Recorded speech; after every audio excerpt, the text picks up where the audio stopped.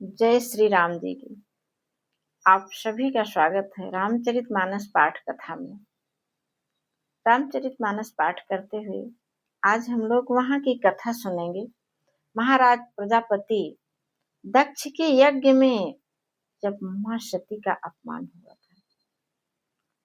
और एक बात मैं आप लोगों से बता दूं, मैं जब भी रामचरितमानस पाठ उठाती हूँ तो पता नहीं क्यों मुझे ऐसा लगता है कि जैसे हमारे सभी सवालों का जवाब इस रामचरितमानस में भरा पड़ा है और हमको हमारे सारे सवालों का जवाब मिल भी जाता है। सारी समस्याओं का समाधान भी इसमें भरा हुआ है। बस बात यह है कि जब हम सबको इस पर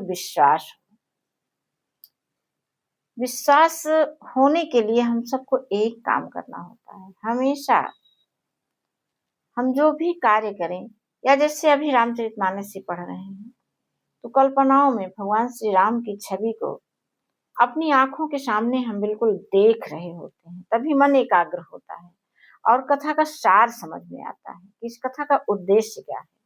तो इसके लिए हम सबको कल्पनाओं में भगवान श्री राम जी की वो मनोहर छवि अपनी आंखों के सामने देखना है और देख करके उनसे प्रार्थना करनी है कि हे प्रभु, हमें वह शक्ति दीजिए जिससे मैं आप पर विश्वास कर सकूं और आपकी इस संपूर्ण सृष्टि के साथ मैं प्रेम का बर्ताव कर सकूं।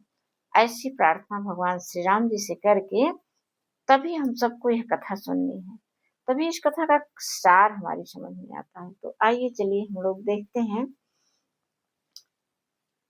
इस कथा को आगे बढ़ाते हुए सुनते हैं। पिता भवन उत्सव परम जो प्रभु आए सुहो। माँ पार्वती कह रही हैं भगवान शिव जी से, तव मैं जाऊं कृपायतन सादर देखन सोय। माँ पार्वती भगवान शिव जी से कह रही हैं कि पिता के घर में बहुत बड़ा उत्सव है, यदि आपकी आज्ञा हो तो मैं आदर सहित उसे देखने जाऊं। माँ पार्वती भगवान शिव जी से आज्ञा ले रही। देखिए, कोई भी अपने आसपास होता है तो उसकी आज्ञा हम सबको अवश्य ही लेनी चाहिए। और फिर उस पर भी अपने पति जो परमेश्वर के रूप होते हैं, और परमेश्वर उनको बनाने का मतलब है कि कोई साधारण स्त्री उनको परमेश्वर मान ही नहीं सकती। जब वह स्वयं माँ पार्वती का रूप होगी तभी उसको अपने पति में भगवान शिव जी के दर्शन होंगे। इसलिए जब हम सारी महिलाएं माँ पार्वती के गुण से अपने आप को भर लेती हैं तभी हमारे पति वे स्वयं भगवान शिव जी ही हो जाते हैं, वही हमारे पास आ सकते हैं। माँ पार्वती के पास कौन जा सकता है? भगवान शिव जी ही उनके पति बन सकते हैं। जब हम माँ पार्वती के गुणों को अपने अंदर धारण करेंगे तभी अपने पति में भगवान शिव जी को देख पाएंगे। इस कथा को सुनने का मूल तात्पर्य बस यही है कि पति पत्नी में आपस में भरपूर प्रेम हो और प्रेम का स्वरूप बनाए रखने के लिए हर महिला को माँ पार्वती बनना है, पुरुष को भगवान शिव बनना है। तो आइए आगे की कथा को हम लोग शुरू करते हैं। कहेहु नीक मोरेहु मन भावा, यह अनुचित नहीं नेवत पठावा। भगवान शिव जी कह रहे हैं, अरे ये तो आपने बड़ी अच्छी बात कही, मुझे भी अच्छा लग रहा है कि तुम अपने मायके जाओ, लेकिन बड़ा अनुचित उन्होंने किया है कि न्योता ही नहीं दिया हम लोगों को, तो भला बिना न्योते के हम लोग कैसे जाएं। दक्ष सकल निज सुता बुलाई, हमरे पैर तुम्हु बिसराई।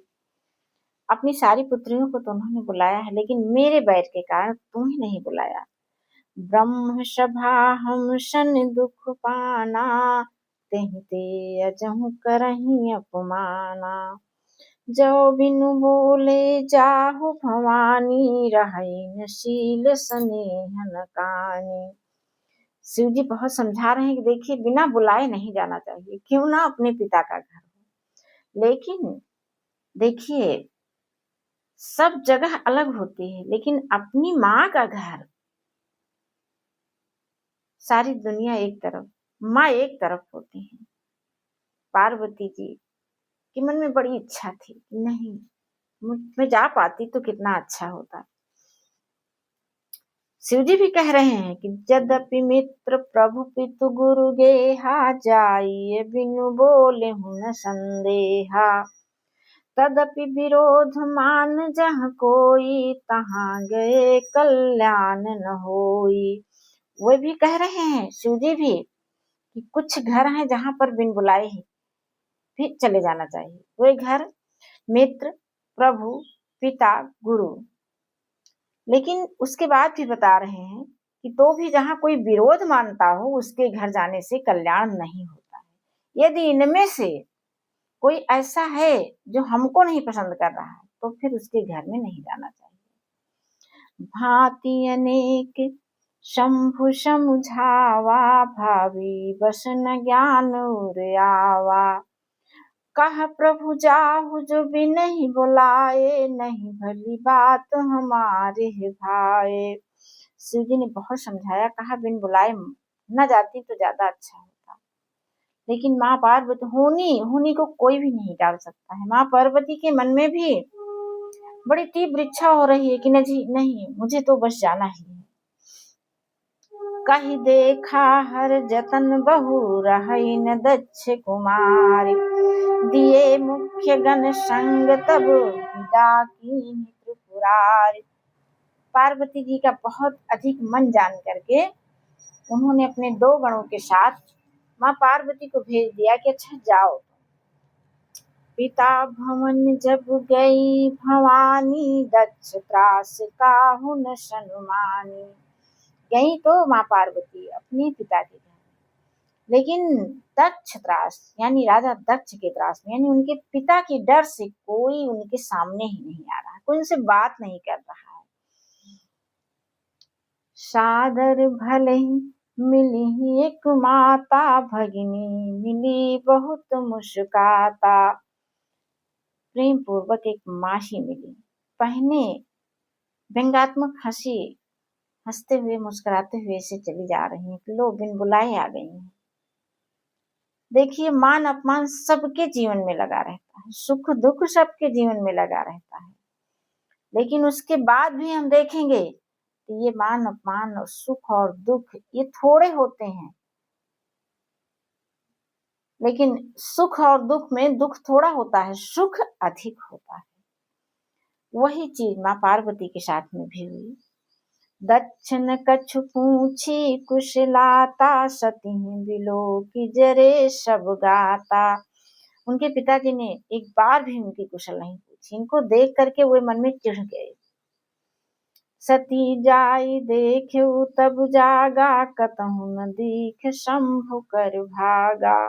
सारे देवताओं के लिए आसन बनाए गए थे, लेकिन वहां पर शिव जी के लिए कोई आसन न था। उसके बाद माँ पार्वती की क्या दशा हो रही। तब चित चढ़ेउ जो शंकर कहेउ, प्रभु अपमान समुझि उर्दहेउ। पाछिल दुख न हृदय यश व्यापा, जस यह भयउ महापरितापा। अब जो है